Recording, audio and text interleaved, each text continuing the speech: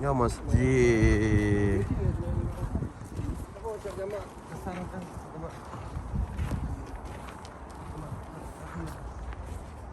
Stockholm.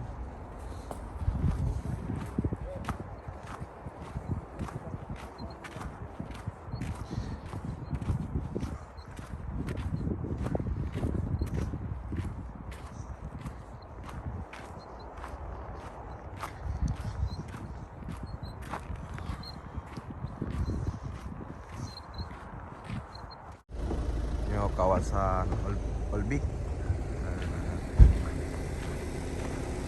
Yo kawasan masjid.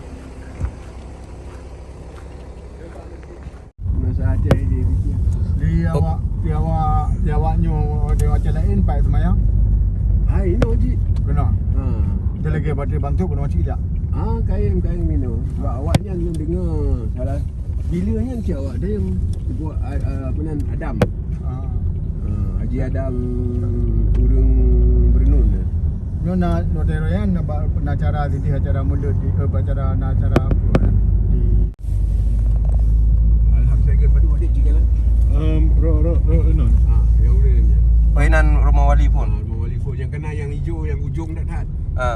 Dan tingkat pun lah yang salah lalu. Nanti sewa tu nan. Sewa. Kira wali duk. Mana duk dengan Betul. Dr. Zaini. Duk dengan Dr. Zaini kan.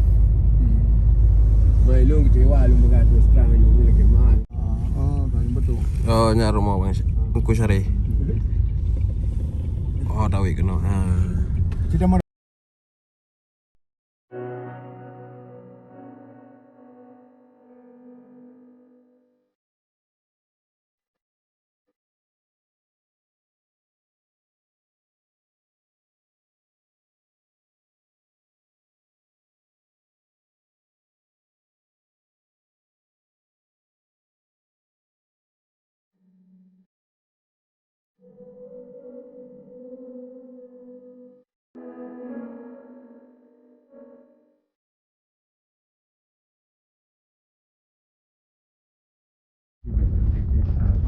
ada sampai ada jam tu. Yo, nyan berarti nyan rumah pun tak ada wali ya? Kan ke rumah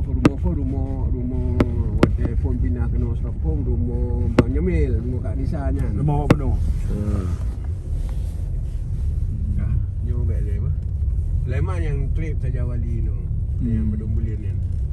Yang budak yang je. Ya, nak pedang je. Pegang mana? Nampak.